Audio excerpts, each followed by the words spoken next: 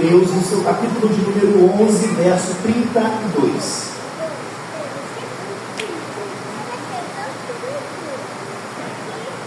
Hebreus capítulo 11, versículo 32. Vamos fazer uma leitura aqui do verso 32, 33 e 34. Assim como você está, pode ficar sentadinho mesmo, não tem problema.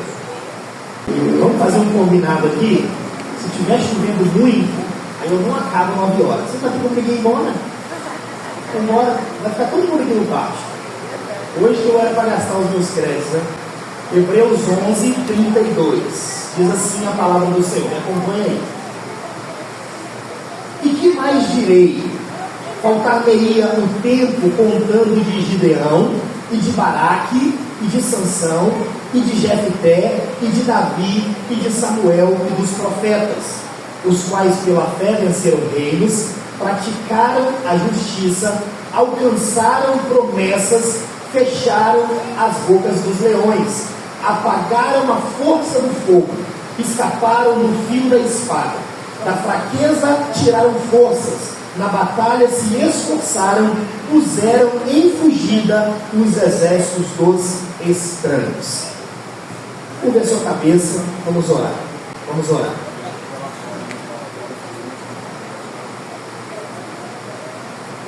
Santo Deus, nesta noite nós queremos louvar o Teu nome, agradecer porque o Senhor tem sido bondoso para conosco. Que nesta terça-feira o Senhor possa abrir o nosso coração, os olhos do nosso entendimento, que esta palavra, Senhor, possa encontrar um coração contrito e quebrantado. Ó Senhor, a Tua palavra nunca volta vazia e o Senhor tem sido tão bom, ó Deus. Já perdemos as contas de quantas terças-feiras falamos sobre fé. Todas elas o Senhor manifestou de uma maneira diferente. E hoje, ó Deus, não será, ó Deus, um dia como outro no passado, vai ser um dia diferente, porque a Tua palavra, Senhor, ela nunca volta vazia.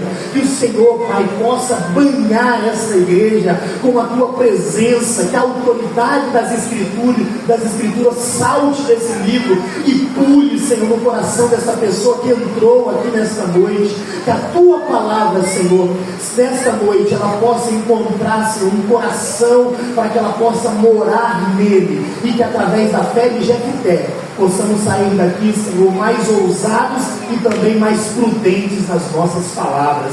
É o que nós pedimos em nome de Jesus. Amém. Queridos, preste bastante atenção. Já faz 3 terças-feiras que nós estamos falando aqui que o livro de Juízes ele se resume em 4 pontos. As crianças vão para a salinha? Ótimo. João, Mateus, ali ó, para a salinha.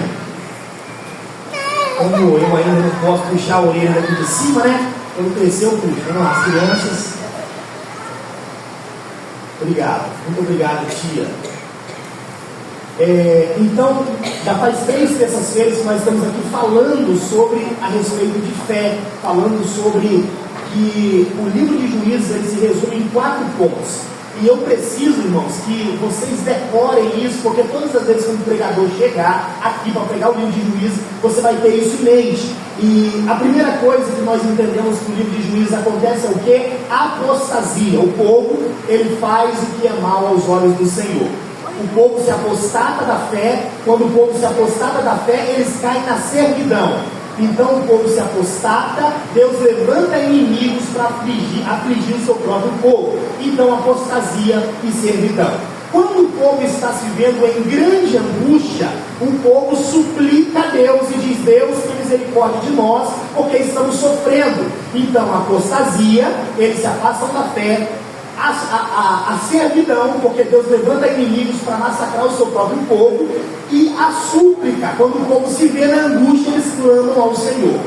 Deus, sendo misericordioso, o que ele faz? Ele providencia um juiz, e ele vai lá e livra o seu povo. Nós estamos aqui, alguns dizem que é o 8º, mas é o 9º juiz de Israel, que é um homem chamado Jefté. E eu gostaria que você prestasse bastante atenção, porque esse começo é um começo que você tem que pegar essas informações para você entender o que Deus quis dizer quando ele deixa registrado a fé de Jefté. gentileza, Juízes 10, 16. Olha o que está escrito em Juízes capítulo 10, verso 16. Coloca aí, Juízes 10, 16. Vamos trabalhar Juízes, hein? Pode ficar nele. Juízes 10, 16. E tiraram os deuses alheios do meio de si e serviram ao Senhor. Perdão, é Juízes 10, 6. Coloca aí. Juízes 10, 6. Não é esse não. Juízes... Deixa eu achar aqui. Juízes capítulo de número 10, 6. Isso, é 16 não. Foi uma coisinha a mais aí. Então tornaram os filhos de Israel a fazer o que era mal aos olhos do Senhor, e serviram aos Baalins e a Astarote, e aos deuses da Síria, e aos deuses de Sidom, e aos deuses de Moabe, e aos deuses dos filhos de Amon, e aos deuses dos filisteus, e deixaram o Senhor e não o serviram. Percebam que esse texto aqui não vai dizer que eles se desviaram para servir um único Deus com D minúsculo. Vai dizer que eles se desviaram aqui para servir os Baalins, a Astarote, aos Sidom, aos Moabitas, aos Amonitas. Eles se inclinaram para servir outros deuses. O que está acontecendo aqui? A apostasia. O povo se apostata da fé. Deixa Deus e abraça outros deuses. Agora o versículo número 7. Só um dedinho aí, verso número 7. A ira do Senhor se acendeu contra Israel e vendeu nas mãos dos filisteus. Ou seja, quem foi aqui que entregou o seu povo na mão dos inimigos? Não é porque os inimigos eram fortes, não é porque os inimigos eram astutos, sagazes, não.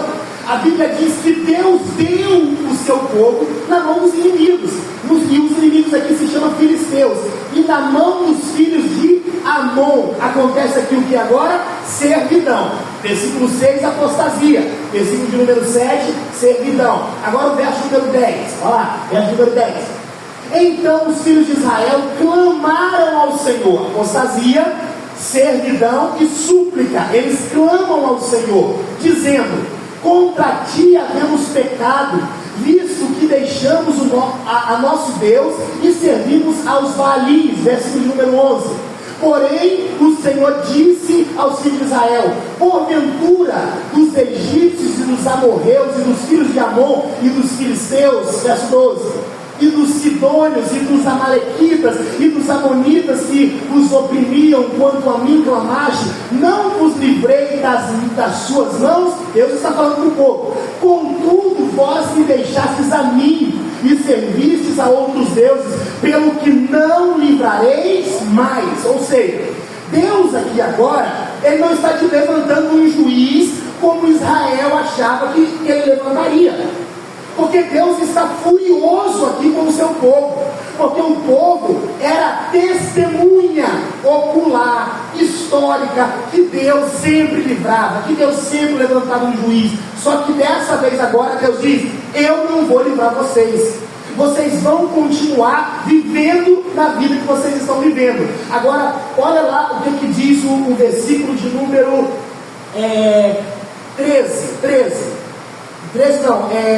15, versículo de número 15, 10, 15.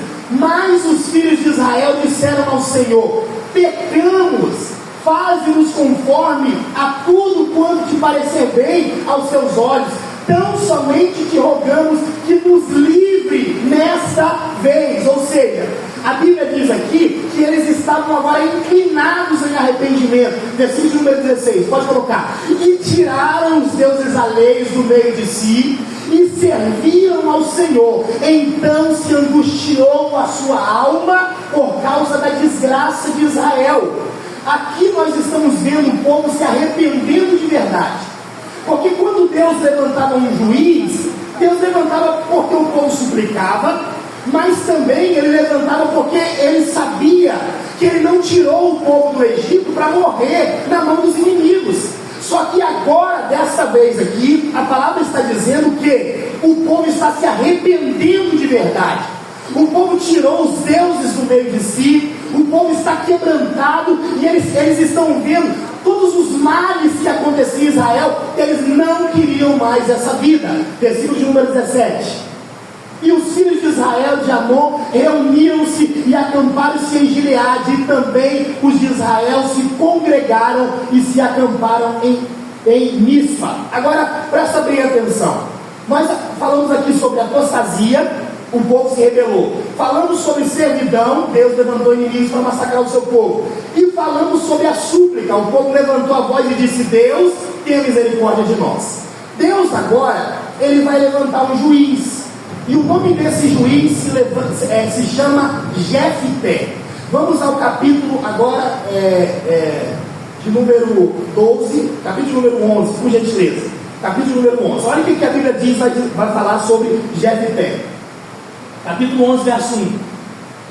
Então era Jefté o gileadita, homem valoroso, porém filho de uma prostituta, mas Gileade gerara a Jefté. A Bíblia vai dizer que esse homem chamado Jefté, ele tinha algumas qualidades, tá? Isso vai depender da tradução da Bíblia que você tiver na sua mão. Mas eu peguei pelo menos 3 qualidades que a Bíblia lista sobre esse homem. Primeiro, a Bíblia diz que ele era valente. Ele era um homem corajoso, ele era um homem que estava ali com o seu povo em Gileade, e ele era um homem que ele não tinha medo, ele era corajoso. A Bíblia vai dizer também que ele era valoroso e ele era um guerreiro. Esse era Gileade. Mas a palavra vai ser muito clara, porque ela diz assim, ele era valente, ele era corajoso, ele era um guerreiro, porém ele era filho de uma prostituta. O fato de Jefté ser filho de uma prostituta, isso causou nele alguns desconfortos dentro da sua casa. E a Bíblia diz assim, verso número 2 agora: também a mulher de Gileade lhe deu filhos. Ou seja, o pai de Jefté não tinha apenas ele, mas ele era filho de uma prostituta. E a Bíblia diz: e sendo os filhos dessa mulher já grandes, expulsaram Jefté e lhe disseram: não herdarás na casa de nosso pai, porque és filhos de outra mulher. O que os seus irmãos fizeram? Colocaram ele para fora.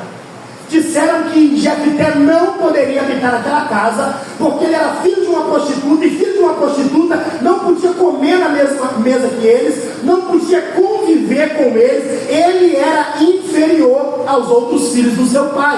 Aí, versículo de número 3 agora. Então Jefté fugiu de diante de seus irmãos e habitou na terra de Tobi. E homens levianos se juntaram a Jefté e saíam com ele. Presta bem atenção. A palavra do Senhor está dizendo que Jefté, ele não teve opção em ficar na casa do seu pai ou não. Ele não teve escolha se ele poderia habitar ali ou não. Ele foi expulso da casa do seu pai. Menosprezaram Jefté por conta da sua mãe, mas ele não escolheu a mãe que ele iria nascer. Ele era filho de uma prostituta, mas ele não tinha nada a ver com a prática da sua mãe. Ele não teve culpa quando o seu pai se relacionou com aquela mulher. A Bíblia diz que ele é enxotado da sua casa. A Bíblia está dizendo que ele teve que fugir, porque se ele não foge, iria dar briga, poderia dar morte. E ele sai da sua casa e ele vai para um lugar chamado Tobi. E aqui eu quero que você preste bastante atenção. Lá nessa cidade, a Bíblia diz que Jefté, ele encontra alguns vagabundos, criminosos. Ele encontra algumas pessoas levianas. E Jefté não apenas se junta a eles, mas Jefté se torna o líder deles. Jefté aqui, ele ocupa um lugar de líder, de liderança. E você precisa entender por que Jefté se reuniu com essas pessoas. Só para você clarear a sua mente. Quando Jefté, ele vai para esse distrito da Síria, que se chama Tobi, lá nesse lugar, e até na antiguidade mesmo, eles tinham o costume de pessoas que iam até os inimigos para roubar, para fazer maldade, para saquear, mesmo sendo criminosos, só deles irem até inimigos, eles eram tidos como heróis, eram tidos como corajosos, mesmo cometendo crime. Só que Jefté, ele se une a essas pessoas. Jefté, ele começa a liderar a vida dessas pessoas. E eu quero pontuar uma coisa com vocês aqui, antes de entrar na fé de Jefté.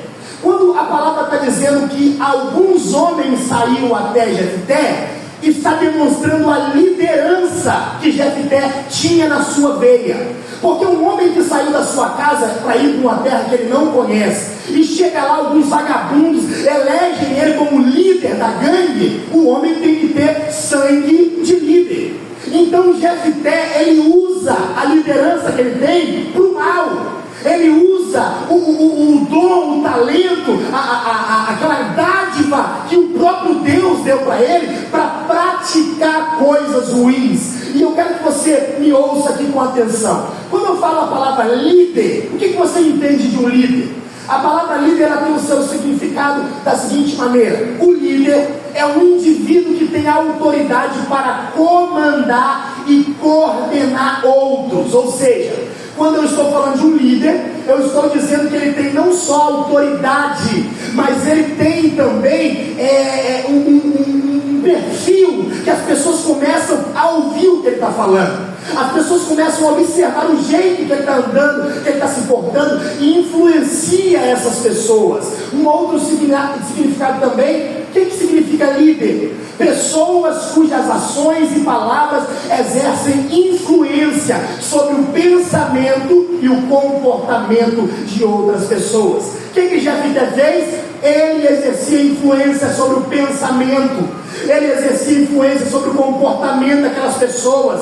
Jefté saiu da sua cidade, foi para Tobi e se tornou um homem extremamente violento e guerreiro. Jefté, ele aprendeu habilidades que ele não conhecia até então. Apesar de ele ser guerreiro onde ele estava, ele aprendeu algumas habilidades, como saquear, como roubar, como matar. Ele aprendeu essas habilidades. E eu quero deixar uma coisa aqui muito clara para você. Talvez você está aqui hoje e você tenha perfil de líder.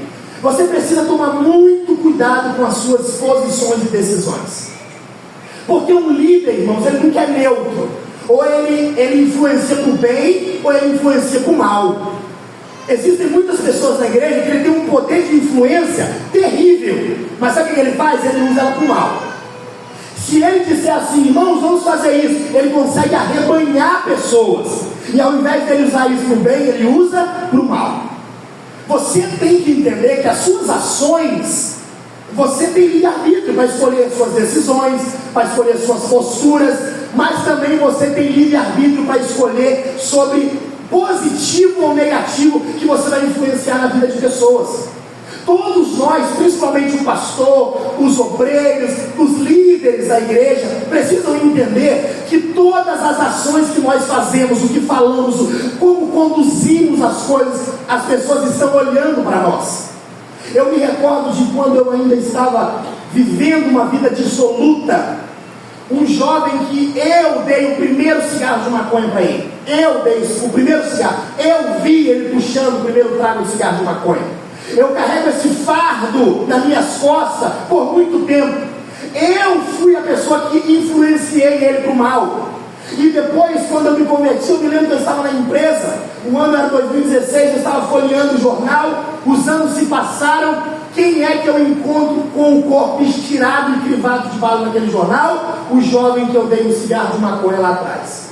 Alguém fez isso comigo e eu fiz isso com alguém. Porque nós exercemos liderança sobre a vida de pessoas. Nós temos influência sobre a vida das pessoas. Você precisa entender que as suas ações vai te causar muitos males. Dependendo da sua decisão que você tomar, você vai influenciar a vida da pessoa negativamente. Todos nós aqui, que antes de estarmos na igreja, alguém nos deu o primeiro copo de cerveja, alguém nos deu o primeiro cigarro, alguém nos deu a primeira carreira de cocaína. Todos nós somos pessoas que fomos influenciados também lá atrás. Mas o que eu quero que você entenda aqui, a Bíblia diz que Jefté é o homem que Deus vai levantar para libertar o seu povo. O que ele faz? Ele sai da sua casa fugido, ele vai para uma terra para comandar vagabundos, irmãos, para liderar pessoas que eram ladrões, eram pessoas maldosas. E sabe o que ele faz? Ele consegue influenciar a vida dessas pessoas. Você já parou para pensar a quantidade de pessoas que não estão na igreja mais, por conta de influência errada. É aquele tipo de coisa que acontece quando uma igreja vai dividir, e aí o camarada que tem uma influência grande, vamos abrir uma igreja aqui do lado, aí ele leva igual o Satanás, leva uma terça parte com ele, aí vai com ele, só que chega lá, uma coisa que começa sem Deus, não dá certo. Aí negativamente ele influenciou essas pessoas. Agora eu quero que você me apresenta uma igreja que começou na divisão, que tanto o líder rebelde, ou quanto aqueles que foram com o líder, está lá hoje. Me apresenta uma igreja. Quando você, irmãos, tem um poder de influência, você tem que tomar cuidado com o que você faz. Você tem que tomar cuidado com o que você fala. Se Jefté chega na cidade de Tobi e ele permanece calado, fugido, como um peregrino, ele não teria influenciado negativamente ainda mais essas pessoas. O texto é claro, olha o que diz o verso. Então Jefté fugiu de diante dos seus irmãos e habitou na terra de Tobi. E homens levianos se ajuntaram com Jefté. Por que se ajuntaram com Jefté? Porque viram nele um perfil de líder. Porque viram nele uma pessoa que tinha um gabarito para liderar eles. Ou seja, Jefté estava fazendo a coisa errada. Precisamos tomar cuidado com aquilo que a gente faz. Precisamos tomar cuidado com aquilo que a gente fala, irmãos. Tem gente que tem um poder de influência tão grande, que ele não mede as palavras que ele fala com as outras pessoas, semeando contenda, induzindo as pessoas à rebelião. Ele não mede as palavras. Você precisa entender que todos nós temos o poder de influência. Por exemplo, tem duas pessoas aqui, aí tem duas pessoas aqui, eu digo, vamos embora, aí eu até, vamos embora, então eu vou também. Ou seja, eu exerci influência sobre a vida dessa pessoa. Você não precisa de 10 pessoas, de 20 pessoas. Quando houver 2 pessoas, sempre vai ter uma ali que vai liderar. Então o que eu quero que você aprenda aqui no versículo número 3, que não é isso que eu vou tratar aqui hoje, é outra coisa, mas eu quero que você aprenda isso. Toma cuidado com as suas ações, na sua casa, na sua família. Você é o irmão mais velho, dependendo do que você fala, o seu irmão mais novo tem você como perfil de liderança. E se o meu irmão mais velho está dizendo que eu posso fazer, ele vai fazer também. Às vezes inconscientemente ele vai fazer uma coisa que lá na frente você vai dizer, eu poderia ter exercido influência positiva na vida do meu irmão. Uma outra coisa que eu fiz, que eu me arrependo até hoje, eu tenho um irmão mais velho que eu, que ele é uma pessoa que antes de me conhecer na droga, ele usava um tipo de droga. Depois que ele começou a andar comigo, ele ficou pior, porque eu exercia influência sobre a vida dele, e ele começou a usar mais droga comigo do que quando ele não ficava ao meu lado. E a Bíblia está dizendo que Jefté está seguindo o mesmo passo. Um homem escolhido por Deus, no ventre da sua mãe, mesmo ela sendo uma prostituta, que vai para uma cidade e chega lá e influencia negativamente na vida dessas pessoas.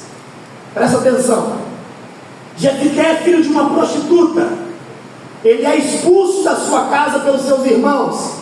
Ele se torna líder de uma quadrilha de criminosos em Tobi. O que será da vida desse homem? Será que Deus vai ter misericórdia dele? Vamos ler o capítulo de número 11, no seu versículo de número 4. Vamos lá.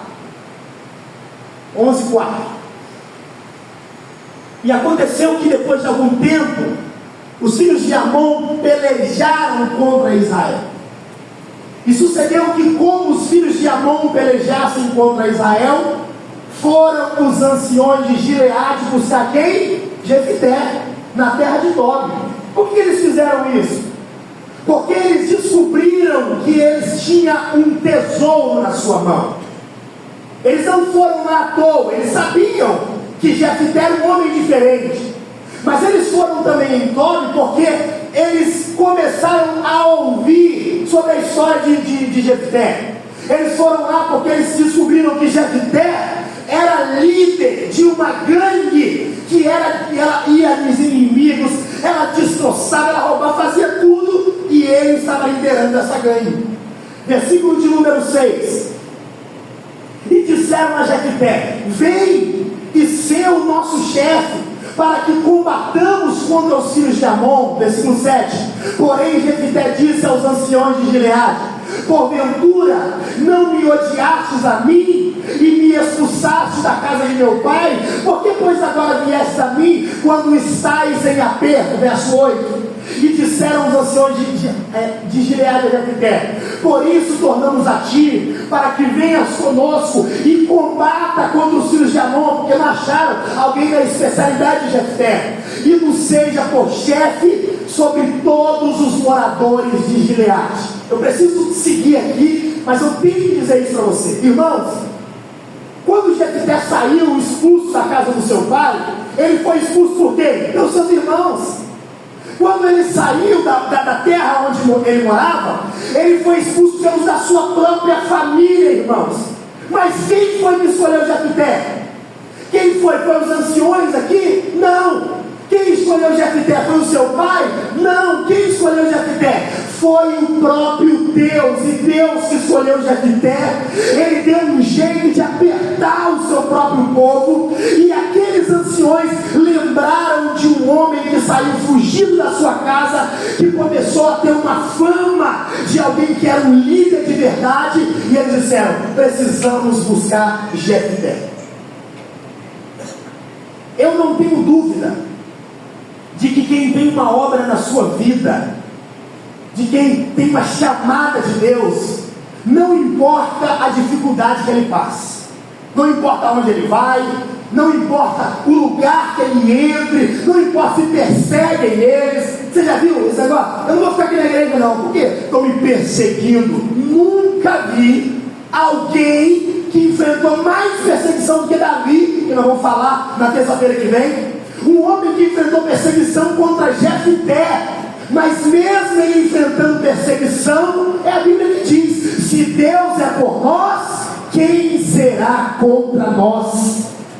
Se você tem uma chamada de Deus na sua vida, independente se perseguem você, se falam de você, você tem que ficar no lugar onde Deus plantou você. Aonde Deus colocou aqui, então daqui eu não saio, daqui ninguém me tira, a não ser que Deus fale comigo, me leve para outro lugar. Fora isso, daqui eu não vou sair. Ele saiu, sabe o que Deus fez? Mandou buscar ele. Aí vem Jefté: agora você vai liderar o meu povo. Agora eu quero que você preste bastante atenção. A Bíblia diz que Jefté, ele disse: já que vocês querem um líder, tem uma condição: eu vou ser cabeça de vocês se eu vencer os filhos de Amon. Amém? Amém. Vamos lá então. A Bíblia diz que Jefté, ele começa a dialogar com o rei que ele vai combater. Presta bem atenção. Jefté diz assim ao rei, que era o rei dos filhos de Amon: olha, eu agora sou líder aqui, e a minha liderança é uma liderança pacífica. Eu quero entrar em um acordo com você, rei. Eu não quero problema. Você sabe que nós somos um povo escolhido por Deus. Ele começa a dialogar. O diálogo dele é muito grande, é longo. Mas olha que a resposta do rei para ele em Juízes 11, 28. Olha aí, Juízes 11, 28. Olha o que o rei diz. 11, 28. Porém o rei dos filhos de Amon não deu ouvido às palavras de Jefté. Jefté tentou levar o rei no diálogo, mas não conseguiu, porque o rei não deu ouvido para Jefté.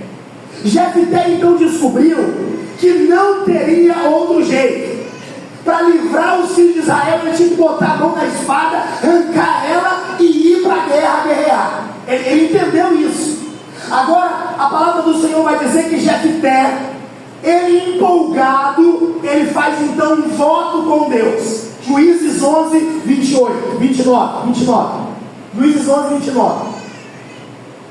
Então o Espírito do Senhor veio sobre Jefté e atravessou ele por Gileade e Manassés, passando por Mispa de Gileade, e de Mispa de Gileade passou até os filhos de Amon. 30.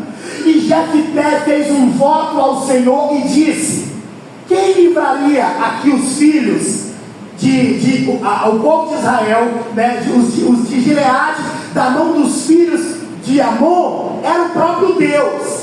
Mas Jefté, quando ele vê que ele precisa ir para a guerra, ele faz uma coisa que ele não deveria ter feito. Bota lá do 30. E ele fez um voto e disse: se totalmente deres os filhos de Amon na minha mão, verso 31, aquilo que saindo da porta da minha casa me vier ao encontro, voltando eu dos filhos de Amon em paz, isso será do Senhor, e oferecerei em holocausto. A Bíblia diz que Jefté faz um voto. Ele diz: olha, Senhor, eu vou guerrear, mas se eu for vitorioso nessa guerra, quando eu estiver chegando em casa, a primeira coisa que cruzar as portas da minha casa, eu vou oferecer em sacrifício vivo ao Senhor. O voto dele é ousado, porque ele só tinha uma filha e também só uma mulher.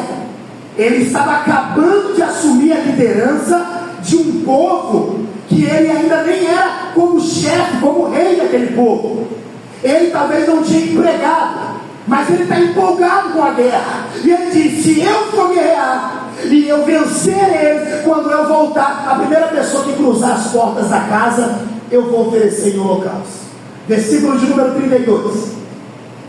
Assim Jefté passou aos filhos de Amon a combater contra eles, e o Senhor os deu na sua mão. Verso 33. E os feriu com grande matança, desde Aroê até chegar a Mitne, 20 cidades até Abel-Quiramim. Assim foram subjugados os filhos de Amon diante dos filhos de Israel. Verso 34. Vindo, porém, Jefté a Mispa, a sua casa, eis que a sua filha lhe saiu ao encontro com adufes e com dança. Saiu dançando ao encontro do seu pai. E era ela a única filha, não tinha ele outro filho, nem filha. Olha o voto que ele fez. Ele disse: se eu vencer, quem cruzar as portas daquela casa, eu vou matar e vou oferecer a Deus em holocausto. Sabe o que ele fez? Ele colocou a cabeça da sua filha para ele. A Bíblia está falando sobre a fé de Jefté, e eu quero falar algumas coisas com vocês depois, muito sério. Esse homem, ele fez um voto por ele mesmo. Você não vai ver Deus pedindo a filha dele. Você não vai ver Deus exigindo nada. Se o povo estava em angústia, suplicou, Deus mandou, ia levantar um juiz, era Deus que estava fazendo. Mas ele estava empolgado, irmãos. E nós, como estamos empolgados, falamos, prometemos e falamos, fazemos coisas que nós não temos capacidade de cumprir. Só que esse homem, ele leva a palavra dele adiante. Eu sei que isso é um problema teológico, eu não quero entrar em problema teológico aqui, mas esse homem, ele faz uma coisa que muitos de nós não conseguimos fazer. Eu quero começar aqui hoje com um texto, Eclesiastes 5:2. Vamos começar falando aqui sobre a precipitação de Jefté. Eclesiastes 5:2. Olha o que aqui diz Eclesiastes: não te precipites com a tua boca. Jefté se precipitou, porque Deus não pediu a filha dele. Ele poderia ter dito assim: Senhor, se eu vencer, eu vou sacrificar animais para o Senhor. Mas não, ele disse: quem cruzar as portas quando eu estiver chegando vai morrer. Eu vou sacrificar o Senhor. Eclesiastes diz que eu não devo me precipitar com a minha boca. O que é se precipitar? É ficar prometendo coisas que você nunca pode cumprir. É ficar falando coisas que você não tem capacidade de fazer. Não te precipites com a tua boca, nem o teu coração se apresse a pronunciar palavra alguma diante de Deus. Aqui ele vai dizer assim, ó: porque Deus está nos céus e tu está na terra. O texto está querendo dizer assim para a gente: porque Deus é um ser celestial e você é um mero mortal. Deus está lá no céu, você está aqui na terra. Então você não tem que ficar se precipitando aqui que você vai dizer para Deus, prometendo algo que você não pode cumprir. Não se precipite com a tua boca. Coloca o verso número 4, desse mesmo capítulo, versículo de número 4. quando a Deus fizeres algum voto, não tardes em cumpri-lo. Perceba que o texto não está dizendo assim, olha, você deve fazer um voto, você deve prometer alguma coisa para Deus. Mas o texto está dizendo, se você fizer algum voto, você não pode demorar em cumprir esse voto. Você já viu aquelas pessoas que estão desempregadas bastante tempo? E elas falam, quando eu arrumar um emprego, o primeiro salário vai ser de Deus. Ele arruma um emprego, o cara está devendo aluguel, as contas estão atrasadas, e ele está prometendo uma coisa que humanamente ele não consegue cumprir. Se você prometeu e você deu, o problema é seu. Eu estou falando daqueles que, é lógico, meu irmão, você está desempregado, você está todo enrolado, o primeiro salário vai ser você comer, e você está dizendo, eu vou dar ele para Deus. Não tem problema falar que vai dar para Deus? Não tem problema. Agora, se você falar que vai dar ele para Deus, você tem que dar ele para Deus. E eu estou dizendo aqui, não tem que dar para Deus, mas se você abrir a boca para dizer, é de Deus, então você não pode mais tocar nele, porque é de Deus. Olha como é que o texto é sério. Porque não se agrada de tolos. O texto está dizendo que Deus não se agrada de gente que não tem compromisso. Deus não tem prazer nesse tipo de gente que fica prometendo as coisas para Ele e nunca pode cumprir. Esse ano 2026 está cheio de diferente, não é diferente de nada.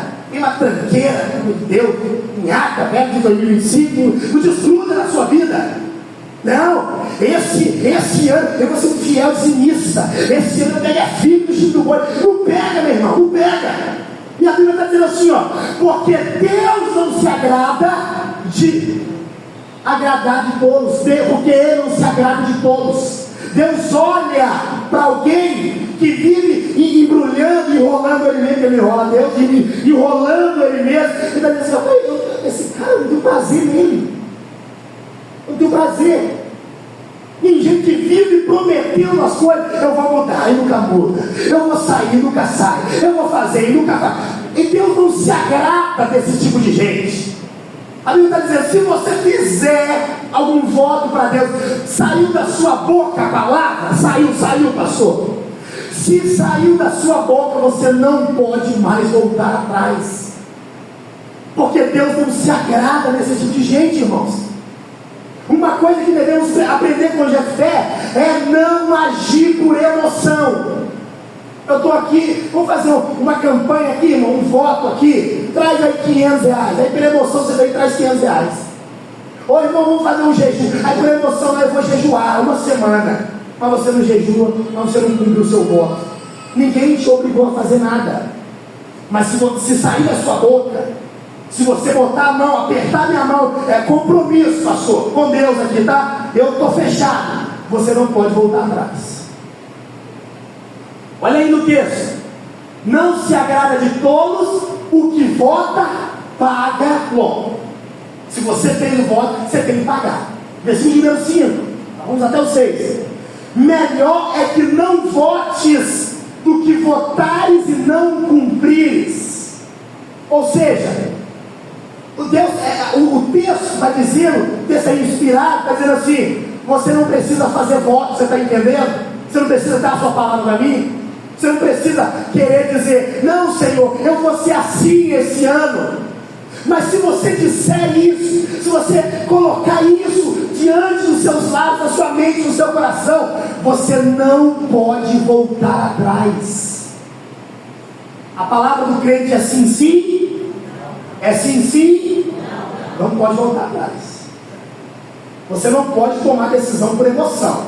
Nós vamos finalizar com isso. Com o que Jefté saiu da sua boca, a palavra de Deus disse que ele cumpriu. Nós não podemos se precipitar. Versículo número 6. Não consintas que a tua boca faça pecar a tua carne, nem diga diante do anjo que foi erro. Ah, pastor, é porque assim, eu nem queria dizer isso, eu não queria fazer esse voto. Irmãos, não é eu que estou dizendo, Deus está dizendo. Não consinta com a sua boca para fazer pecar sua carne. Aí você vem dizer que você não queria falar isso, que você não queria prometer. Não, eu jurei, mas eu não tinha nem noção do que eu estava fazendo. Então bota a mão na consciência, como diz a minha mãe, bota o teu pé no chão, equilibra a sua vida antes de você fazer compromisso com Deus, antes de sair da sua boca um voto que você está fazendo a Deus. Você lembra de Ana? Ela disse: Senhor, se o Senhor me der um filho, eu vou devolver ele para o Senhor. Ela cumpriu o voto, sim ou não? Ela cumpriu. Eu te garanto uma coisa: se ela não devolve para Deus, eu vou arrancar aquela criança na mão dela. Ela não voltou? Ela não disse que daria para Deus? A Bíblia diz que cumpriu-se os dias, subiu Ana adorando ao Senhor. Aqui, Senhor, Samuel é seu. Por que é de Deus? Porque ela disse: Deus queria um profeta. Aí ela disse: se o Senhor me der, eu devolvo ele para o Senhor. Então vai dar certinho, então não vai precisar de um profeta. Ela está precisando de um filho, então toma um filho, você me devolve um profeta. Olha que maravilha. Ela cumpriu o que ela falou. Agora eu penso: nem diga de onde foi o erro. Por que razão se iraria Deus contra a sua voz e destruiria a obra das suas mãos? Isso aqui é sério, porque o texto está dizendo assim, ó: para que você vai incitar a ira de Deus? Para que você vai ficar prometendo coisas a Deus que você não tem capacidade de cumprir? Você vai incitar a ira de Deus. Ele vai destruir as coisas que você tem tanto lutado para você conseguir. Porque a gente tem a mentalidade que Deus não destrói, tudo capeta. Nossa, ó, me quebrou o diabo.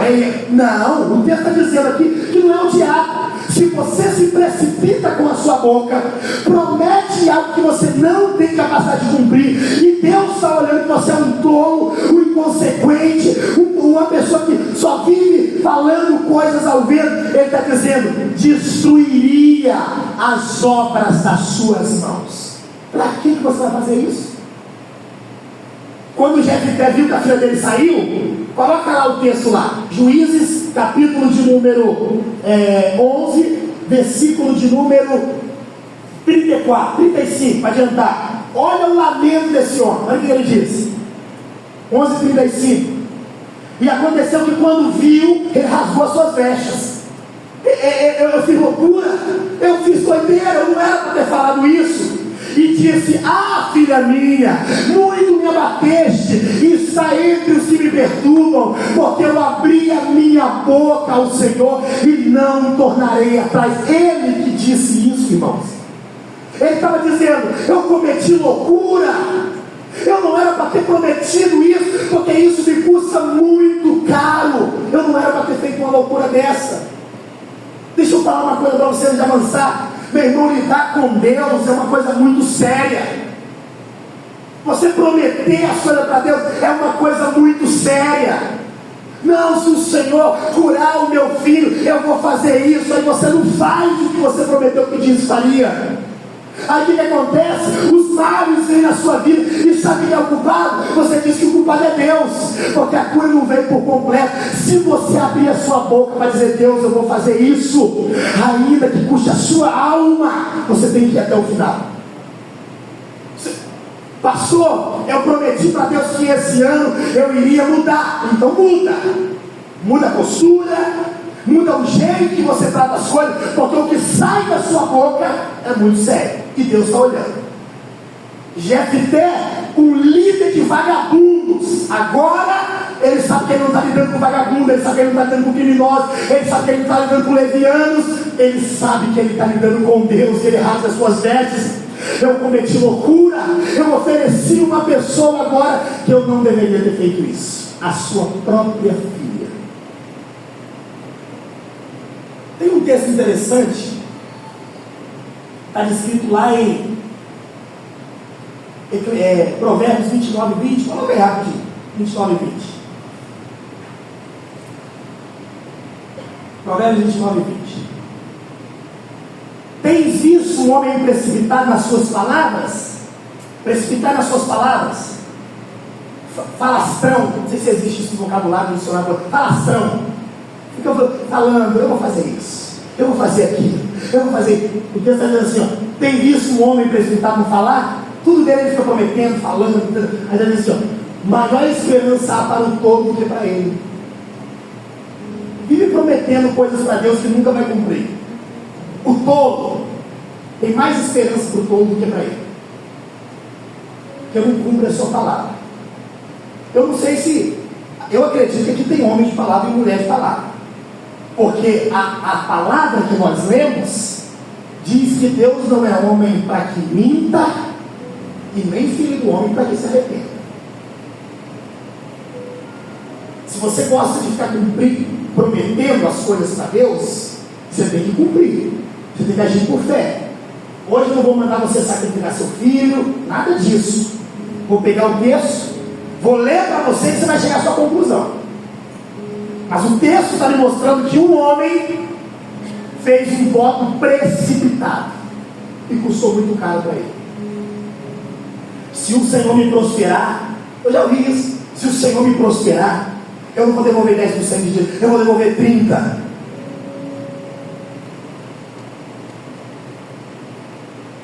Emoção, está empolgado. Você não pode prometer uma coisa que você não pode cumprir. Isso é muito sério para Deus. Ele olha para você como um tolo. Já viu aquelas pessoas que você faz compromisso com ele e ele nunca chega no horário? Aquelas pessoas que você aperta a mão dele olhando no olho, eu vou te pagar, e ele não paga. Aí você pensa o quê? Enrolado, pilantra. Pilantra, o cara que aperta sua mão no olho e não paga, é pilantra. Aí Deus olha lá em cima, enrolado, e está com pilantragem, enganando as pessoas. Você tem que tomar muito cuidado com o que você fala para Deus. Uma vez Saul fez um voto que ele quase acabou com a vida do seu filho. Está escrito lá em 1 Samuel 14, 24. Coloca aí, 1 Samuel 14, 24. 1 Samuel 14, 24. Dá um pouquinho mais de retorno aqui. Só um pouquinho. Estavam os homens de Israel já exaustos. Estava todo mundo cansado. Estavam combatendo contra os filisteus. Estava todo mundo cansado. Naquele dia, porquanto Saul conjurou o povo, dizendo: maldito homem que comer pão à tarde, antes que me envie de meus inimigos. Por isso todo o povo se absteve de provar o pão. O povo ouviu a voz do rei e diz: ninguém vai comer pão. Verso de número 25. E todo o povo chegou a um bosque e havia mel na superfície do campo. E chegando o povo ao bosque, eis que havia um manancial de mel. Porém ninguém chegou a mão à boca, porque o povo temia a conjuração. Verso 26. Porém Jonathan não tinha ouvido que o rei, que era seu pai, conjurava o povo, e estendeu a mão na vara que tinha, a ponta da vara que tinha na mão, e molhou o favo de mel, tornando a mão à boca. Aclararam-se os seus olhos. Estava todo mundo exausto. Quando ele botou o mel na boca, ele se fortaleceu. A Bíblia diz que o povo ficou quieto, porque era filho do rei. Só que eles temeram, olha, o rei disse para ninguém comer, e você comeu, e você é filho. Estava todo mundo quietinho. Olha como é que Deus, irmãos, ele prioriza uma palavra. A Bíblia diz que Saul faz uma oração para Deus. E a oração de Saul é: Senhor, eu devo ir aos filisteus ou não? Sabe o que Deus fez? Ficou em silêncio. O rei até então tinha contato com Deus, que ele vai perder o contato em 1 Samuel 15, 16. No 14 ele tinha contato. Deus não responde nada. Aí Saul chama o povo, chama o seu filho e diz: ó, nós vamos separar aqui, o povo vai para cá, eu e Jonathan vai para aqui, e nós vamos tirar sorte para saber onde está o pecado. Quando cai a sorte no pai e no filho. Aí ele diz: ó, vocês podem ir embora, agora eu e meu filho vamos tirar sorte. Tirou sorte, a sorte caiu sobre Jonathan. Agora uma coisa interessante, sobre a palavra do rei, Deus começou a apertar, porque o rei diz: ninguém deve comer nada. Mas o filho dele comeu. Ele olhou para o seu filho: o que você fez, meu filho? Que Deus está desagradando. Ó, pai, o senhor falou para não comer, mas eu não tinha ouvido. Eu peguei a vara, molhei na ponta do mel e botei na boca. Ele disse: filho, isso é loucura, eu vou precisar matar você, filho. Se o povo não intervém, Saul ia matar o seu filho pela palavra que saiu da sua boca. Ele ia matar o próprio filho. Pode ler lá no 14. Ele iria matar o próprio filho. O povo interveio e disse: não, o Jonathan, ele lutou aqui contra os filisteus. Nós estamos aqui porque Jonathan lutou. Nós não podemos deixar o Senhor tocar em um fio de cabelo de Jonathan. Mas Saul ia matar ele, porque ele é um homem de palavra. Ele diz: quem comer vai morrer. Nós precisamos ter palavra, irmão. Palavra. O cara chega diante da mulher dele no casamento, promete ser fiel até a morte. Sim. Canalha. Primeira porta que ele vê de prostituição, ele entra nela e não cumpre a sua palavra. Você quer que eu dou? Que nome você quer que eu dou a um cara desse? Que nome você quer que eu dou? Todo mundo está sujeito a ele. Mas ele disse sim. Eu botei a arma na cabeça dele. Disse sim, eu não falei isso para ele. Eu como pastor não falei. Agora ele chega na primeira porta que se abre diante dele, ele entra. É quando os empresários, eu já ouvi dizer, eu contrato um macumbeiro católico, uma crente que eu não quero. Uma racinha terrível. Porque não tem palavra, meu irmão. Você mandar alguém passar seu cartão antes do horário, é pecado. Você tem que ter palavra. Passei meu cartão, se quiser descontar, desconta. Palavra. Palavra. É o que você tem. Alguém já disse que você perdeu o seu nome na praça, não tem mais nada, né? É exatamente isso que eu quero falar aqui. Você tem que ter palavra. Você pecou, você errou, foi você que disse, então assuma o seu erro. Porque Saul ia matar seu filho. Olha o que diz o texto. Quem está entendendo, diga amém. Vamos lá, Juízes 11, versículo de número 36. Não, 35.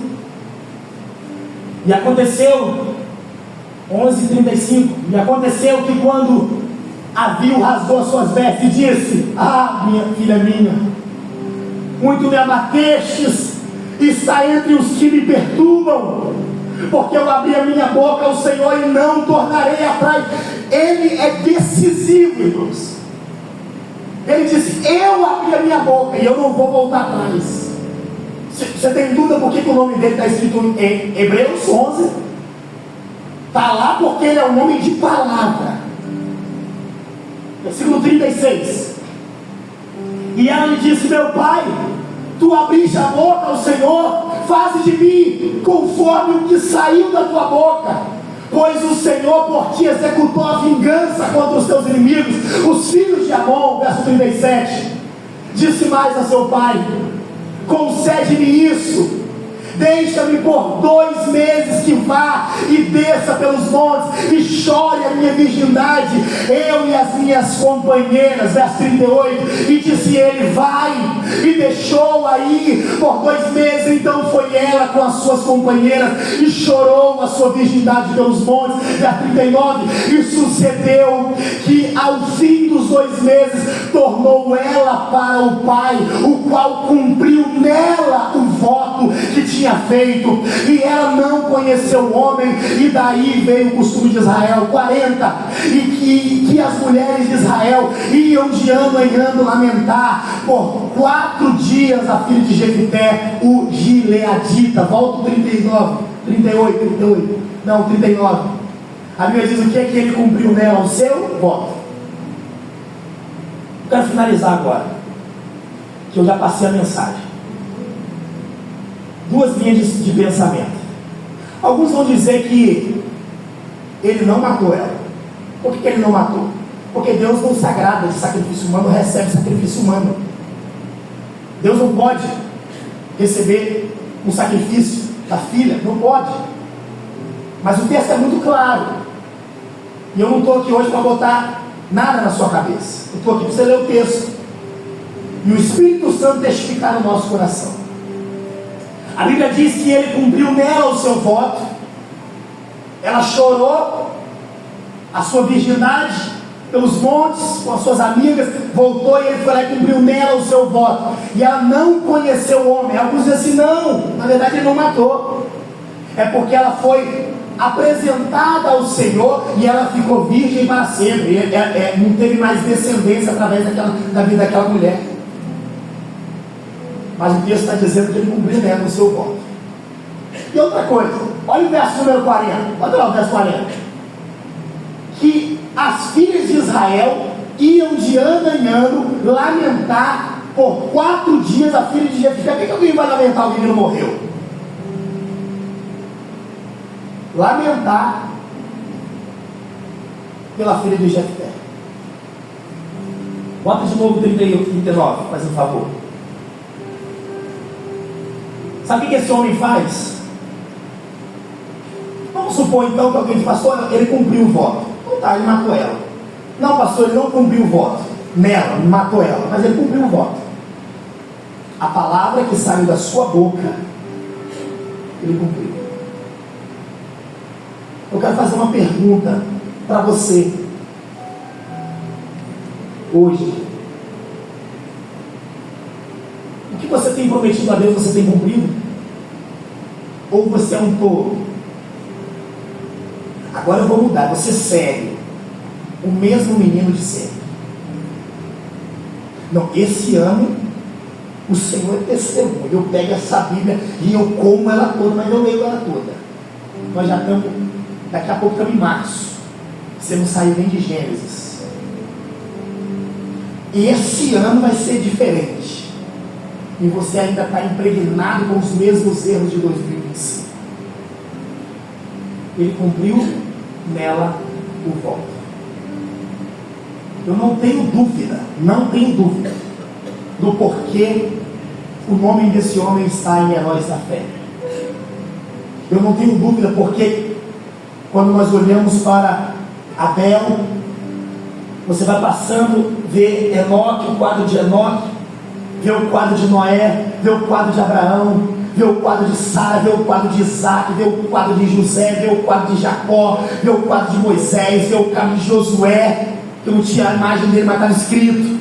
Você vê o quadro de Raabe, você vê o quadro de Baraque, você vê o quadro de Sansão, você vê o quadro de Gideão, e agora você se depara com essa obra-prima, o quadro de Jefté, um homem que honra com a sua palavra. Eu vou orar. Curva a sua cabeça, por favor.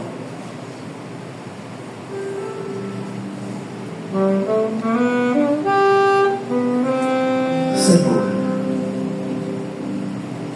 o Senhor conhece o meu coração e sabe que a minha função aqui, ó Deus, é confrontar. A minha função aqui é tirar-se da zona de conforto. Talvez muitos aqui estão em dúvida. Eu não sei o que Jefté fez. Eu não acredito que ele matou sua filha, ou eu acredito que ele matou a sua própria filha. Mas a tua palavra diz que ele cumpriu o voto. Ele abriu a boca precipitadamente e ele disse: se ele sair daquela porta, eu vou apresentar o Senhor. E a tua palavra diz que ele cumpriu. Essa terça-feira chuvosa, a minha oração é que o Senhor possa encorajar homens aqui. Senhor, se existe espírito de menino, Senhor, joga isso por terra. Coloca fogo nesses lábios, ó Deus. Coloca coragem e ousadia nesse coração. Se existe pessoas que entrou aqui hoje, Senhor, por essas portas, que não conseguiu cumprir um jota e nem um tio daquilo que ele tem falado, que o Senhor, Deus, dê coragem nele hoje, através de Jefté, através de Saul, que mataria o seu próprio filho. Se o povo não entrasse na frente, ele ia matar ele, Senhor. Pai, abençoe este povo, abençoe as nossas vidas. Não deixa, Senhor, se levantar uma geração de crente mentiroso, uma geração de crente de 2 palavras, uma geração de homens e mulheres que não promete fidelidade, mas que distorcem na prática aquilo que falam. A tua palavra não muda, e nós estamos aqui clamando pela tua palavra. Se alguém tem falta de sabedoria, foi o Senhor que disse: peça para mim que eu vou dar. E nós estamos aqui pedindo sabedoria. Sabedoria naquilo que nós pedimos. A tua palavra diz que nós pedimos e não recebemos porque nós pedimos mal. Senhor, nos ajuda no nosso pedido, nos ajuda dos votos que nós colocamos diante do Senhor. Que 2026, ó Deus, possa ser um ano de cumprimento de promessa, de cima para baixo, mas também de baixo para cima. Tudo aquilo que votaram, ó Deus, que possamos pagar, que possamos cumprir com a nossa palavra. Eu profetizo coragem e ousadia sobre a vida dos seus filhos. Eu profetizo que aquilo que sair da boca dele, ele vai cumprir, porque o Senhor vai dar força para ele para cumprir. Ainda que custe, Senhor, muito para ele, ainda que custe a sua reputação, ainda que custe o seu nome, ele vai cumprir com a palavra que sair da sua boca. Que o Senhor levante pessoas corajosas aqui, em nome de Jesus. Em nome de Jesus.